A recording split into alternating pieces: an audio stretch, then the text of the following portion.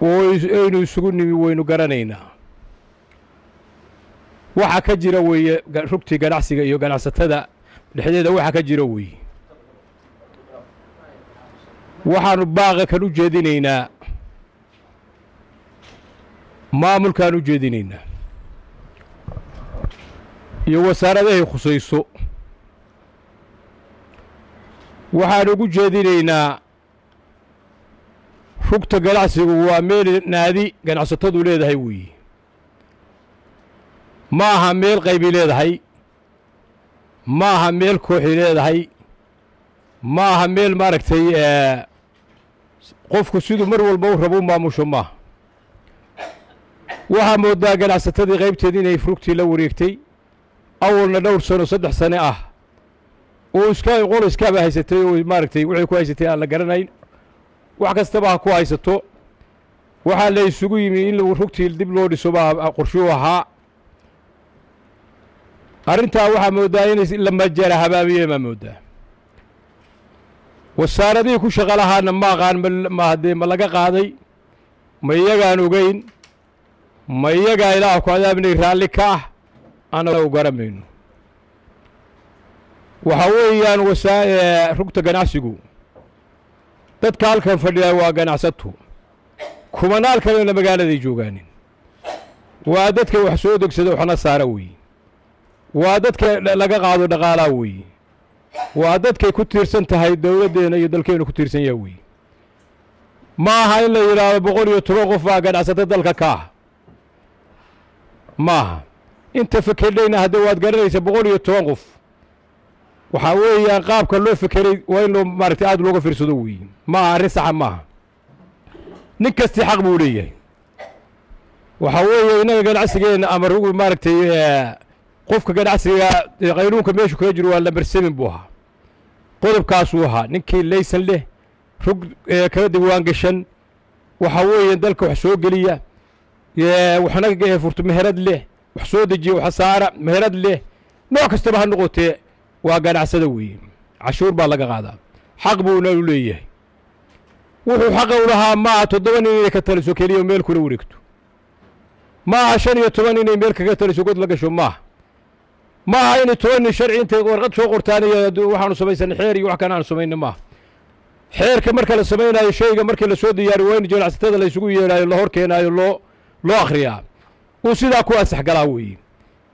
waxa weeye waxaan weeyaan anagu waxaas waanu kala hadalnay ragii waxa waday dhowr jeer baan si hooseeyo si kor ula hadalnay inaan ummadda la kala fogeyn kala hadalnay inaan ganacsiga la kharibin kala hadalnay inaan ilaa ku wadamni ganacsatada koox laga dhigin kala hadalnay wax badan baan kala hadalay laakiin waa suuroobay halkaas waa kaayay isugu xirantay hadal ahayn waa dhaafu halkaas waa dhaafu way waxaan u sheegaynaa wasiirka ganacsiga iyo dawladda Puntland inay hawsha wax ka qabtaan inaan laga dhigin ganacsatada kooxa laga dhigin inaan laga dhigin rag meel wafdumayn laga dhigin inaan laga dhigin maaragtay waxaan dawladdu gacanta ku shaqaalayn laga dhigin تعب بدن بعدك كسو مري أول بدن بعد كسو مري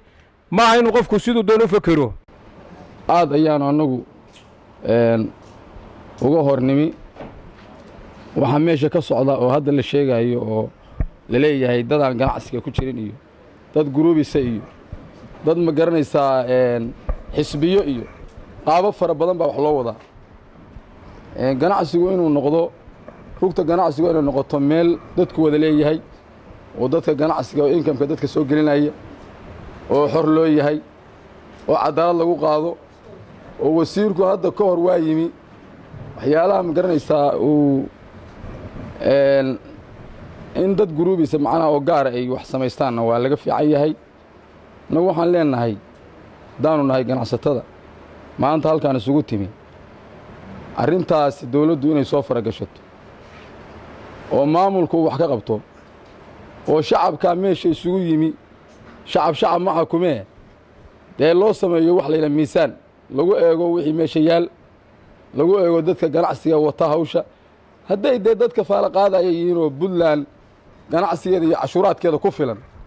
intana ay ka maarmayaan waxa weeye burbalel male oo intan waa ka maarmeen diise ay noqdaan dad loo baahan yahay oo aan laga maarmi karin arrintaas inuu maamulku faragashado oo la fiiriyo sidaan ganacsiga sida wax ku wanaagsanaanayaan sida cadaaladdu ku imaanayso horumarku wuxuu ku jiraa noocu doonaba ahaadee in loo midaysan yahay shaqo kasta ganacsiguna waxa weeye maanta waa halbowlaha ama wadnaha ummaddu ay maxaanku yidhaahdaa ku nooshahay sidaa darteed waxaa loo baahan yahay in loo midaysan yahay wixii ganacsi ku saabsan rugtana sida la sheegay diiwaanadiga u dhexeeya ganacsatada waxaa daruuri oo muhiima ganacsatadu iyadoo midaysan wixii rugta ku saabsan ama horumarkaba ku saabsan ganacsiga inay ka tashato sidaa darteed waxaan soo jeedinay sida odayaashii hore baaqoodii in maxaanku yidhaha arrintaas iyada ah laga wada tashado oo la ysaga yimaado oo si wada jira waxa weeye wixii maxaanku yidhaahdaa loo dhisto intaas darteed waxaan ugu soo jeedinayaa baaq shirka iyo dawladda baaqaas waxaa weeye in ganacsatada meesha fadhida ay ka mid tahay ganacsatada Puntland lana doorkoodiina la marharaabiyey arrintaas marka caqabad badan bay waxay ku keenaysaa maamulka iyo ganacsatada si arrimahaas oo dhan looga digtoonaado waxaan danaynayaa shirka iyo maamulka Puntland u soo jeedinayaa in arrinta ka jirta Chamber House-ka dib loo fiiriyo ashqaasta isku koobtay ganacsiga magaca ganacsigana aysan metelin ganacsada Puntland dhamaanteed ay qayb ay ka tahay ayadoo qayb ka ahna ay rabaan inay ganacsatada magacoodii iyo nidaamkoodii ay marqsadaan barqad soo dhaw oo ka socda shirkadda barkhalle company الرحيم السلام عليكم ورحمة الله وبركاته marka hore dhammaantiin ganacsatada meesha idinku timi waxaan idinku salaamayaa salaanta islaamka assalaamu calaykum waraxmatullaahi wabarakaatu bacda salaan anaa haray looma hadlo wixii hadal meeshaan laga sheegi lahaa iyo cabashadaan halkaan u nimi waa la sii daayay oo ganacsatada iga horreysay baa wada dhameeyey aniguna intii baan sii ta'kiidinayaa waxaan leeyahay haddeer annagu ganacsato u dacwoon maynay waxaan u dacwoonaynaa wasaaradda ganacsiga iyo maamulka Puntland waxaanu leenahay war ganacsatadii kale maadaama aan isfahmi weynay oo wasaaradda ganacsiga aan ku heshiin weynay waxaan ka codsanaynaa rugta ganacsiga aan ku heshiin weynay waxaan ka codsanaynaa inay na soo farageliso wasaaradda ganacsigu